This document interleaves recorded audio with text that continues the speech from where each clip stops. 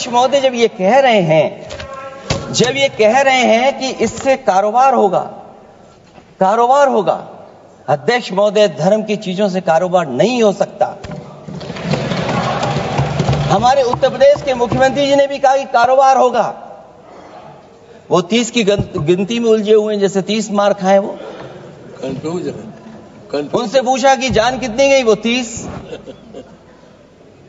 उनसे पूछा कि कारोबार कितने का होगा, 30 गुणा 10,000 करोड़। सोचिए, कुंभ हमारा क्या कारोबार की जगह है? और फिर उसका कौन नापेगा, कैसे नालाएगा?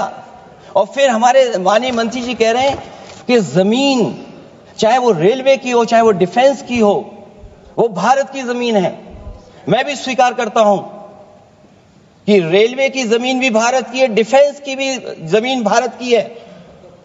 क्या डिफेंस की जमीन नहीं बेची जा रही मंत्री जी? वक्फ की जमीन से अध्यक्ष महोदय, माननीय मंत्री जी बताएं, और मुझे उम्मीद है कि जब जवाब देंगे तो बताएंगे कि वक्फ की जमीन से बड़ा मुद्दा वो जमीन है जिस पर चीन ने अपने गांव बसा लिए हैं, लेकिन कोई बाहरी खतरे पर सवाल बवाल न करे, इसलिए ये बिल लाया जा रहा है। और माननीय मंत्री जहां से आते हैं, जिस प्रदेश से आते हैं, कम से कम ये तो बताएंगे कि वहां कितने चीन ने गांव बसा लिए, घर बन गए हैं।